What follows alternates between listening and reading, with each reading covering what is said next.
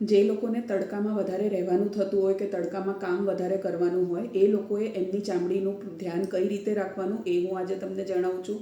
તો એમાં સૌથી પહેલાં તો તમારે સનસ્ક્રીન લગાડવું બહુ જ જરૂરી છે. એકવાર તમારે સવારે ઘરેથી નીકળ્યા પહેલાં 10-15 મિનિટ પહેલાં તમારે સનસ્ક્રીન જે ભાગ આપણું ખુલ્લું રહેવાનું હોય ત્યાં લગાડી લેવાનું.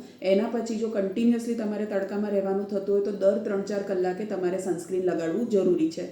અને જો આ વસ્તુ પોસિબલ ના હોય તો તમારે ફૂલ સ્લીવ્સના કોટનના કપડાં કે હાથના મોજા છે કે મોઢું ઢંકાય એવું રૂમાલ કે સ્કાર્ફ બાંધવાનું અથવા આંખ ઉપર ચશ્મા પહેરવાના, તમારે કેપ અથવા હેટ પહેરી શકો છો તમે. તો આ બધી રીતે તમને તડકાથી બચાવ મળશે.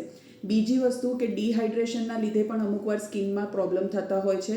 તો તમારે પાણી જે છે એ પૂરતી એમાઉન્ટમાં પીવું જરૂરી છે. તો એટલીસ્ટ દિવસમાં તમારે 8થી 10 ગ્લાસ પાણી પીવું જરૂરી છે. એની સાથે સાથે કોકોનટ વોટર, લીંબુ પાણી પણ તમે એડ કરી શકો છો. ત્રીજી વસ્તુ કે જ્યારે પણ તમને તડકાની એલર્જી થઈ હોય તો જાતે જ કોઈ પણ જાતનું ઘરેલું ઉપચાર ના કરવું. એનાથી તમારી એલર્જી વધી શકે છે અને એની માટે તમારે તરત જ ડર્મેટોલોજિસ્ટની કે સ્કિન સ્પેશિયાલિસ્ટની સલાહ લઈ લેવાની.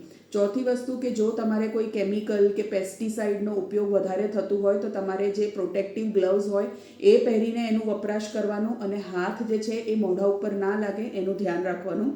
ઘરે આવીને તરત જ તમારા કપડાં ચેન્જ કરી લેવાના અને ફ્રેશ કપડાં પહેરી લેવાના. દરરોજે તમારે ધોવાયેલા કપડાં પહેરવાના, ફ્રેશ કપડાં પહેરવાના, જેથી તમને પરસેવાના લીધે ફંગલ ઇન્ફેક્શન ના થાય. તો દોસ્તો, આ બધી વસ્તુ કર્યા પછી તમને જો તડકાની એલર્જી થઈ જતી હોય તો તમારે ડર્મેટોલોજિસ્ટ સલાહ લેવી જરૂરી છે. Thank you.